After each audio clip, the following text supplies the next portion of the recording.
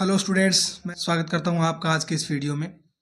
दीपावली के बाद आज पहली बार अपने मिल रहे हैं। तो हम शुरू कर चुके थे प्रश्नावली 12, जिसमें जो पृष्ठीय क्षेत्रफल और आयतन के जितने सूत्र थे उन सबको हमने बनाया था। कैसे सूत्र बनता है, कैसे हम काम में लेंगे, वो आज सीखेंगे। लेकिन इससे पहले हम सूत्रों के बारे में चर्चा कर चुके हैं। एक बार सूत्र रिवाइज भी कर लेंगे। उम्मीद करता हूँ आपकी दिवाली बहुत अच्छी रही होगी। अभी पढ़ाई नियमित रूप से स्टार्ट कर चुके होंगे। मैं 2-3 दिन और लेट हूँ, छुट्टियों के बाद भी वीडियो बनाने में कई प्रकार की समस्याएं आ रही थी, तो उस वजह से हम लेट हो चुके हैं। अब नियमित रूप से डेली एक वीडियो आएगा। तो आज हम शुरू करने वाले हैं पृष्ठीय क्षेत्रफल और आयतन, जो टॉपिक नंबर 12 है अपना कक्षा 10 का, उसके प्रश्नों को। पहले सूत्र एक बार रिवाइज कर लेते हैं। इसमें अपने 5 चीजें पढ़ने वाले हैं: घनाभ, घन, बेलन, शंकु और गोला। अब एक छठी चीज और आती है इसमें, अर्धगोला। वो इसी का पार्ट है, इसके आधे सूत्र हो जाते हैं उसमें। अब अपने देखते हैं सबसे पहले संपूर्ण पृष्ठीय क्षेत्रफल घनाभ का। घनाभ की बात करें तो घनाभ में लंबाई, ऊंचाई और चौड़ाई 3 विमाएं होती हैं। अब इसका संपूर्ण पृष्ठीय क्षेत्रफल का सूत्र हमने बनाया था, वो बनाया था 2 गुणा लंबाई इंटू चौड़ाई प्लस चौड़ाई इंटू ऊंचाई प्लस ऊंचाई इंटू लंबाई। ये सूत्र हमने बनाया था। क्षेत्रफल की इकाई होती है वो क्या होती है?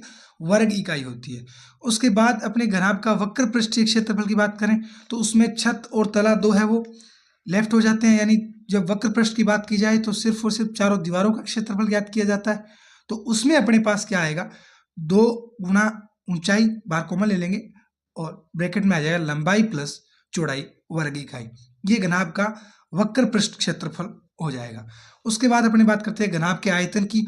तो आयतन हमेशा ही आधार के क्षेत्रफल में ऊंचाई का गुणा करके प्राप्त किया जाता है। आयतन का मतलब होता है कि इसमें कितनी मात्रा आएगी, यानी वॉल्यूम इसमें कितना समा सकता है वो। तो उसका क्षेत्रफल आयतन क्या होता है घनाभ का? लंबाई गुणा चौड़ाई, ये उसके जो आधार का क्षेत्रफल हो गया, और इसमें ऊंचाई की गुणा कर दी, तो लंबाई गुणा चौड़ाई गुणा ऊंचाई क्या होता है? घनाभ का आयतन होता है। उसके बाद अपने बात करते हैं घन की। घन एक ऐसा ठोस त्रिविमीय आकृति होती है जिसकी सभी विमाएं क्या हो? बराबर हो। 6 फलक होते हैं, 6 के 6 फलक बराबर होते हैं। अब घन का संपूर्ण पृष्ठीय क्षेत्रफल क्या होगा? घन का प्रत्येक फलक एक वर्ग होता है। घन का प्रत्येक फलक एक वर्ग होता है, और एक वर्ग का क्षेत्रफल हम जानते हैं क्या होता है? भुजा स्क्वायर होता है। तो भुजा का वर्ग, और ये एक फलक का क्षेत्रफल हो गया। अब हमारे पास ऐसे 6 फलक है, तो क्या मैं एक के क्षेत्रफल को 6 से गुणा कर दूंगा तो पूरे घन का क्षेत्रफल आ जाएगा। तो अपने पास घन का संपूर्ण पृष्ठीय क्षेत्रफल क्या हो जाएगा? 6 गुणा भुजा स्क्वायर। ये मोस्ट इंपॉर्टेंट है इस प्रश्नावली का, ये सबसे ज्यादा बार प्रयोग होने वाला है। जो घन का संपूर्ण पृष्ठीय क्षेत्रफल है वो मैक्सिमम टाइम हम प्रयोग में लेंगे। इसके बाद अपने बात करते हैं घन का वक्र पृष्ठीय क्षेत्रफल। वक्र पृष्ठीय में मैंने पहले बताया आपको, घनाभ के लिए बताया था, छत और तले को छोड़ दिया जाता है। तो इसमें 2 विमाएं छोड़ दी जाएगी, यानी 4 विमाओं का क्षेत्रफल। तला और छत 2 हमने छोड़ दिया, तो पीछे बची 4 विमाएं, इनका क्षेत्रफल क्या हो जाएगा? एक का क्षेत्रफल भुजा स्क्वायर होता है, तो 4 का क्या हो जाएगा? 4 गुणा भुजा स्क्वायर। तो घन का वक्र पृष्ठीय क्षेत्रफल क्या होता है? 4 गुणा भुजा स्क्वायर। उसके बाद अपने बात करते हैं आगे घन का आयतन। घन का आयतन क्या होता है? आधार का क्षेत्रफल क्या हो जाएगा? इसका आधार भुजा स्क्वायर, इसका क्षेत्रफल गुणा ऊंचाई भी क्या है? इसकी भुजा है। तो भुजा स्क्वायर गुणा भुजा, यानी ए स्क्वायर गुणा ए, यानी ए क्यूब या भुजा क्यूब। तो घन का आयतन क्या होता है? भुजा क्यूब होता है। क्या होता है? भुजा क्यूब। अब अगर घन के विकर्ण की बात की जाए या घनाभ के विकर्ण की बात की जाए, तो उसके भी 2 फॉर्मूले मैंने आपको बताए थे। घनाभ का विकर्ण क्या होता है? अंडर रूट लंबाई स्क्वायर प्लस चौड़ाई स्क्वायर प्लस ऊंचाई स्क्वायर, ये अंडर रूट में आएगा। और घन का विकर्ण क्या होगा? रूट 3 गुणा भुजा। क्या होगा? रूट 3 गुणा भुजा। ये किसका होगा विकर्ण? घन का विकर्ण होगा। और घनाभ का विकर्ण क्या होगा? अंडर रूट में लंबाई स्क्वायर प्लस चौड़ाई स्क्वायर प्लस ऊंचाई स्क्वायर। अब अपने करते हैं बात आगे नेक्स्ट बेलन की। बेलन का संपूर्ण पृष्ठीय क्षेत्रफल। बेलन का संपूर्ण पृष्ठीय क्षेत्रफल क्या होगा? 2 pi r square plus 2πr into H संपूर्ण पृष्ठीय क्षेत्रफल। अब इसका भी मैंने आपको उस दिन तरीका बताया था। ये इसको अगर काट के आप पूरा लंबा करोगे तो ये क्या मिलेगा, एक आपको आयतन मिलेगा, और इसमें 2 वृत्त है तो 2πr² तो ये हो गया, और इसकी जो लंबाई है वो क्या होगी, वो होगी 2πr, क्योंकि ये वृत्त की परिधि तो है, और ऊंचाई, ये आयत का क्षेत्रफल क्या होता है, लंबाई गुणा चौड़ाई, तो चौड़ाई तो होगी इसकी, ये ऊंचाई है वो, और लंबाई होगी इसकी 2πr, तो 2πrh और 2πr²। अगर इसमें से अपने 2πr बाहर कॉमन लेते हैं तो बेलन का संपूर्ण पृष्ठीय क्षेत्रफल अपने पास क्या बनता है, 2πr r प्लस h। जिन विद्यार्थियों को इतना बताने से समझ नहीं आ रहा वो इससे पहले वाला वीडियो देख सकते हैं, लिंक डिस्क्रिप्शन बॉक्स में है, वहां से आप कैसे बनता है सूत्र ये पूरा का पूरा बताया गया है इससे पहले वाले वीडियो में, तो वो वीडियो देख के आप इसको आसानी से समझ सकते हो। यहाँ रिवाइज करवाया जा रहा है तो फास्टली जल्दी जल्दी करवाया जा रहा है। उसके बाद अपने बात करते हैं बेलन के वक्र पृष्ठीय क्षेत्रफल की।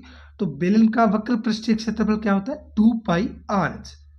इसमें छोड़ दिया जाता है, दोनों जो बाहरी किनारे हैं जो वृत्त बन रहे हैं इन दोनों वृत्तों को छोड़ दिया जाता है, तो ये 2πr² गायब, बचा क्या, 2πrh। तो बेलन का वक्र पृष्ठीय क्षेत्रफल क्या होता है, 2πrh। बेलन के आयतन की बात करें तो आयतन क्या होता है, आयतन मैंने बताया आधार का क्षेत्रफल ज्ञात करो और ऊंचाई से गुणा कर दो, वही क्या होता है, आयतन होता है। तो इसका आधार क्या है, वृत्त है, तो वृत्त का क्षेत्रफल πr² और ऊंचाई h, तो πr² h घन इकाई, ये क्या हो जाएगा, इसका आयतन हो जाएगा। इसके बाद बात करते हैं अपने शंकु की। शंकु में मेनली 3 चीजें होती हैं, एक त्रिज्या होती है, एक हाइट होती है, और एक होती है तिर्यक ऊंचाई। जो तिरछी ऊंचाई है वो क्या होती है, तिर्यक ऊंचाई होती है। तो तिर्यक ऊंचाई कैसे ज्ञात कर सकते हैं, ये कोण 90 डिग्री का होता है, इसकी मदद से अपने पाइथागोरस प्रमेय लगाएंगे, और पाइथागोरस प्रमेय में कर्ण स्क्वायर बराबर क्या होता है, रूट में आधार स्क्वायर प्लस लंब स्क्वायर।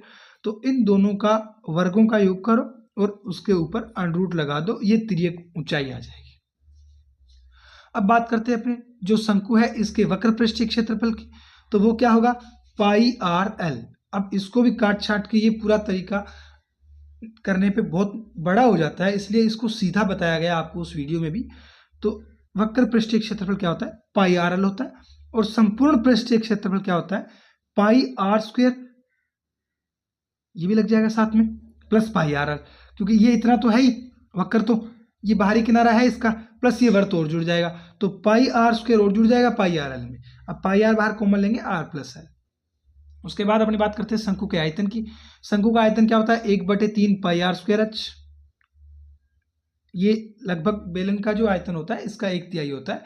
बेलन का आयतन πr² होता है, और शंकु का इसका 3 का भाग देने पे प्राप्त होता है, तो कितना होता है, 1/3 πr²h। उसके बाद अपनी बात करते हैं गोले की। गोले का वक्र पृष्ठीय क्षेत्रफल क्या होता है, इसका चाहे वक्र हो चाहे संपूर्ण हो वो एक ही बात होती है, इसमें कौन सी छत होती है, कौन सा तला होता है, चारों ओर से गोल होता है। तो गोले का पृष्ठीय क्षेत्रफल क्या होगा, πr², 4 से गुणा कर दी जाएगी। माना जाता है ऐसे 4 गोले, ऐसे 4 वृत्त है, ऐसा मान लो अपने 4 वृत्त है इसमें, ऐसे ऐसे करके 4 πr²। गोले का आयतन क्या होगा, 4/3 πr²। और अर्धगोला, अर्धगोले का वक्र पृष्ठीय क्षेत्रफल भी होगा और संपूर्ण पृष्ठीय भी होगा, क्योंकि इसमें एक छत बन जाती है ना ऊपर वाली।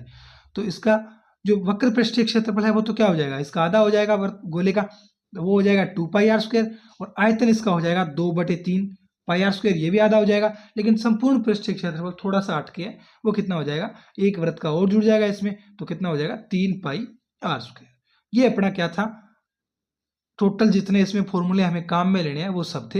ये दिवाली से पहले का वीडियो है, इसमें करवाया गया था। उसके बाद दिवाली की छुट्टियों में किसी प्रकार का कोई वीडियो नहीं डाला गया।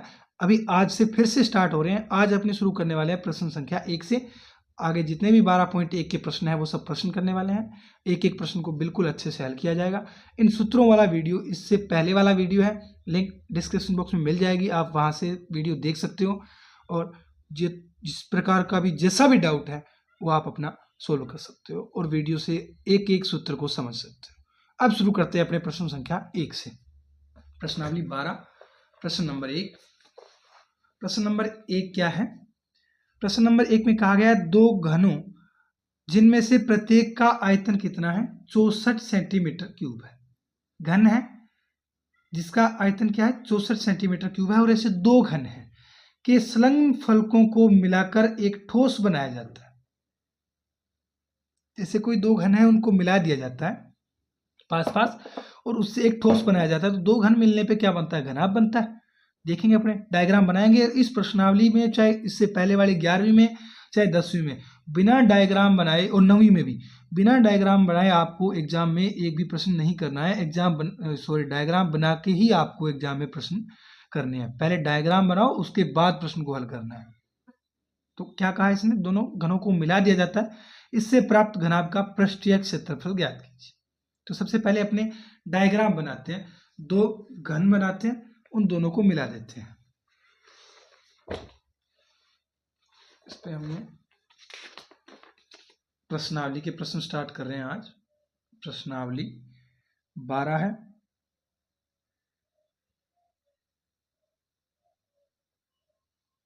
प्रश्नावली 12.1 प्रश्न संख्या 1 से शुरू कर रहे हैं हम।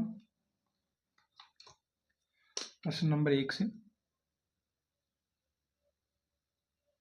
पहला प्रश्न क्या दिया गया था हमें, दो घन दिए गए थे जिनका आयतन कितना था, 64 सेंटीमीटर क्यूब था।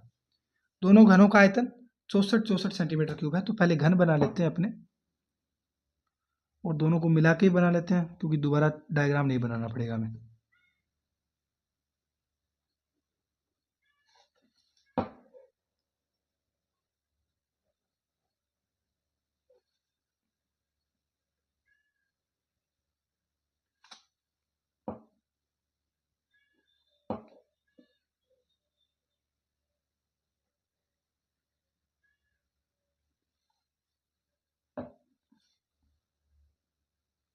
डायग्राम बनाने में काफ़ी टाइम लग जाता है, लेकिन डायग्राम बनाने से ये प्रश्न ऐसे हैं कि आधे हल हो जाते हैं। डायग्राम की मदद से आधा आंसर आ जाता है। ये अपना एक घन तैयार हो चुका है। इसमें इसका आयतन है वो कितना दिया गया है हमें, 64 सेंटीमीटर क्यूब। एक और इसके जैसा बिल्कुल दो बनाए गए, दो घन बोले गए, तो एक इसके जैसा बिल्कुल और बना लेते हैं। ये दोनों मिले हुए हैं, ऐसा कहा है इन्होंने, दोनों को मिला देते हैं अपने, तो इनके अकॉर्डिंग ही चलते हैं, मिला ही देते हैं। जैसा प्रश्न में कहा जाता है वैसा करते जाना है।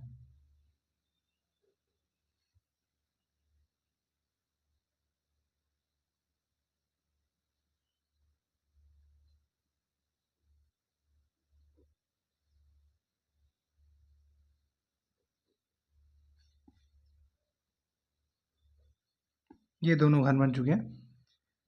इसमें से प्रत्येक का जो आयतन है वो कितना दिया गया हमें, 64 सेंटीमीटर क्यूब दिया गया। अब दोनों को अगर मैंने मिलाया, देखिए डायग्राम में दोनों को मिलाने पे क्या बन चुका है, घनाभ बन चुका है ना। अगर इसको पूरे की बात की जाए तो ये क्या है, पूरा ये बीच वाला अगर मैं हटा दूं, ना बनाया होता तो ये घनाभ था एक। अब घनाभ का आयतन ज्ञात करना है हमें, सॉरी घनाभ का पृष्ठीय क्षेत्रफल ज्ञात करना है हमें। इसका पृष्ठीय क्षेत्रफल है वो हमें, सॉरी आयतन है वो हमें दिया गया है। तो घन का आयतन होता क्या है, हमें दिया क्या है, घन का आयतन दिया है, हमें दिया है घन का आयतन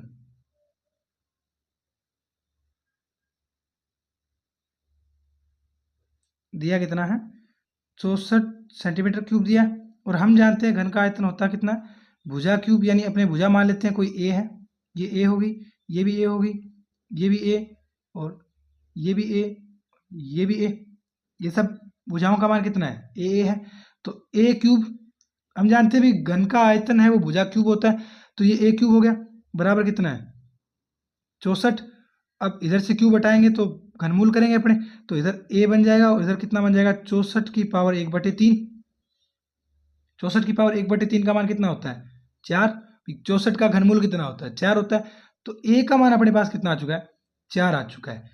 अब ए का मान 4 आ गया, यानी इसकी घन की भुजा है वो कितनी आ गई, वो 4 सेंटीमीटर आ गई। ये भी 4, ये भी 4, ये भी 4, प्रत्येक भुजा इसकी क्या है, 4 है। तो अब अगर इस घनाभ की पूरे की बात की जाए तो अपने पास घनाभ अगर बन रहा है, तो घनाभ के लिए जो फॉर्मूला होता है उसमें एक तो लंबाई होती है, एक उसमें चौड़ाई होती है, एक इसमें क्या होती है, ऊंचाई होती है। तो लंबाई कितनी है इसमें, घनाभ की अगर बात की जाए तो लंबाई 4 ये होगी और 4 ये होगी, तो लंबाई कितनी होगी इसमें 8 सेंटीमीटर। चौड़ाई और ऊंचाई सेम रहेगी, कितनी 4 सेंटीमीटर, 4 सेंटीमीटर। अब अपने जो पूछा है प्रश्न में क्या पूछा गया है, इससे प्राप्त घनाभ का पृष्ठीय क्षेत्रफल ज्ञात कीजिए। जब वक्र पृष्ठ ना बोला जाए तो वक्र पृष्ठ नहीं करना, संपूर्ण पृष्ठ ही करना है। तो अपने क्या करते हैं, अतः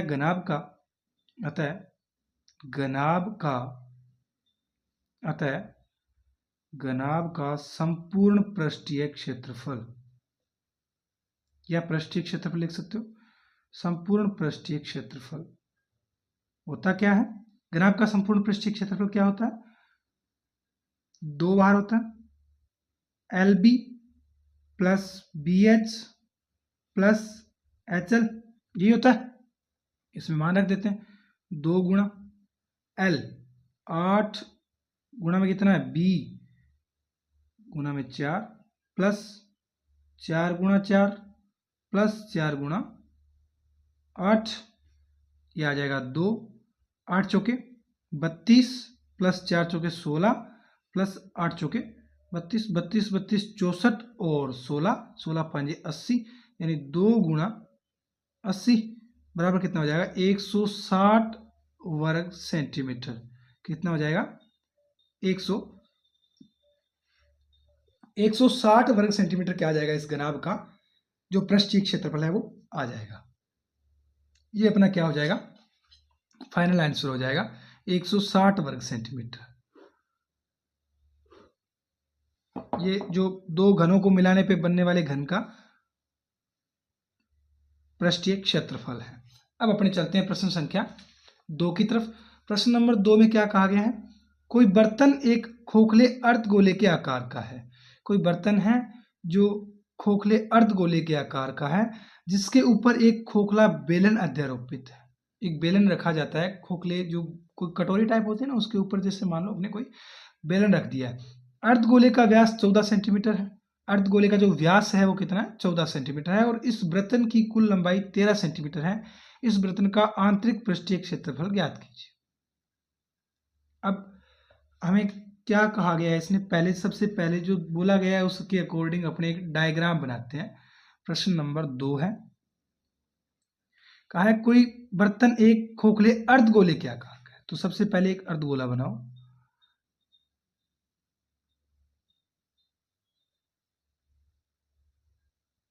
ये अपना अर्धगोला हो गया, खोखला है, और ये क्या हो जाएगा, इसका व्यास कितना दिया गया 14 सेंटीमीटर दिया है। तो इसकी त्रिज्या कितनी हो जाएगी, त्रिज्या कितने सेंटीमीटर हो जाएगी, तो व्यास 14 है तो त्रिज्या कितनी होगी, व्यास की आधी होती है 7 सेंटीमीटर। और इसके ऊपर एक बेलन अध्यारोपित किया गया है, कोई बेलन है जो इसके ऊपर रखा गया है। तो ये अपने बेलन बना देते हैं, ये हो जाएगा इसके ऊपर बेलन बना लिया। अब इसके ऊपर रखा गया है तो इसकी भी बेलन की भी त्रिज्या क्या होगी, इसके ऊपर तभी रखा गया है जब ये समान व्यास के होंगे। तो इसकी त्रिज्या भी कितनी हो जाएगी 7 सेंटीमीटर। और कुल लंबाई यानी वृत्तन की जो कुल ऊंचाई है ना, वो देखो पात्र की कुल ऊंचाई 13 सेंटीमीटर है। तो ये त्रिज्या इधर 7 है तो इधर भी कितनी होगी 7। तो ये बेलन की ऊंचाई की अगर मैं बात करूं यहां से लेके यहां तक की, तो ये कितने सेंटीमीटर हो जाएगी, 13 में से 7 हो गया तो कितनी बची 6। ये अपने ज्ञात भी करनी पड़ेगी, जो अपना ये तो अपने रफली काम कर रहे हैं एक बार, लेकिन ये हमें ज्ञात भी करनी पड़ेगी। हमें जो दिया गया है वो ये है कि ये जो ऊंचाई है यहां से लेके यहां तक की ये कितनी है 13 सेंटीमीटर है। ये हमें दी गई है 13 सेंटीमीटर, और हमें करना है बर्तन का आंतरिक पृष्ठीय क्षेत्रफल। अब आंतरिक पृष्ठीय हो चाहे बाह्य पृष्ठीय हो, क्योंकि इसमें बर्तन की मोटाई हमें दी नहीं गई है तो खोखले से हमें कोई मतलब नहीं है, हमें तो बाह्य ही कर देंगे। जो वक्र पृष्ठ है वही ज्ञात करना है, हमें ना आंतरिक का मतलब है ना बाह्य का मतलब है। तो अब अपने पास जो दिया गया था उसके अकॉर्डिंग लिखते हैं, और फिर अपने जो चीज़ें जैसे 7 ज्ञात किया हमने, ये 6 ज्ञात किया, ये अपने लिखते हैं और इनको बनाते हैं। तो सबसे पहले हमें दिया क्या है, इसमें दिया है अर्धगोले का व्यास क्या दिया है? अर्धगोले का व्यास, अर्धगोले का व्यास कितना है? अर्धगोले का व्यास 14 सेंटीमीटर। कितना है? 14 सेंटीमीटर। और पात्र की या बर्तन की ऊंचाई कितनी दी गई है हमें? बर्तन की ऊंचाई दी गई है हमें 13 सेंटीमीटर। अतः हम कह सकते हैं अर्धगोले की त्रिज्या अर्धगोले की त्रिज्या क्या हो जाएगी? त्रिज्या हो जाएगी व्यास बटे 2, यानी 14/2 अर्थात 7 सेंटीमीटर। जो अर्धगोला है उसकी त्रिज्या कितनी हो जाएगी? 7 सेंटीमीटर। और बेलन की ऊंचाई, अब बर्तन की कुल ऊंचाई कितनी है? 13 सेंटीमीटर। तो बेलन की कुल ऊंचाई कितनी हो जाएगी? तो बेलन की ऊंचाई यानी अपने h का मान कितना हो जाएगा? 13 माइनस 7, क्योंकि ये इतनी दूरी कितनी है? ये 7 सेंटीमीटर है।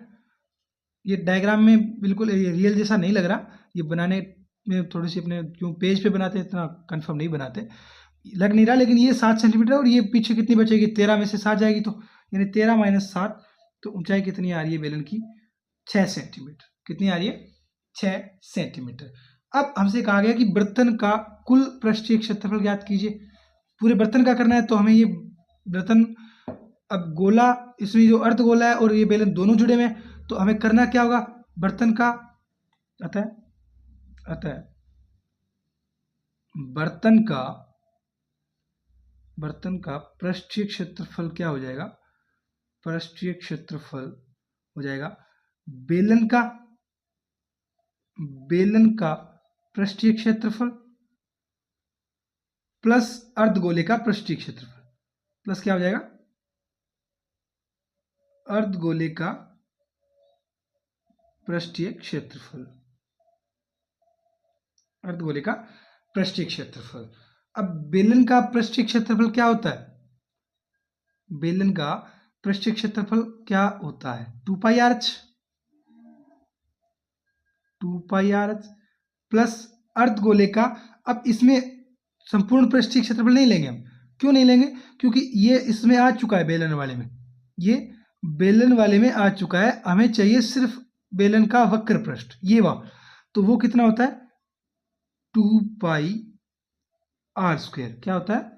2 पाई आर स्क्वायर। अब इसमें से मान रखने से पहले अपने थोड़ा बहुत कॉमन ले लेते हैं बाहर।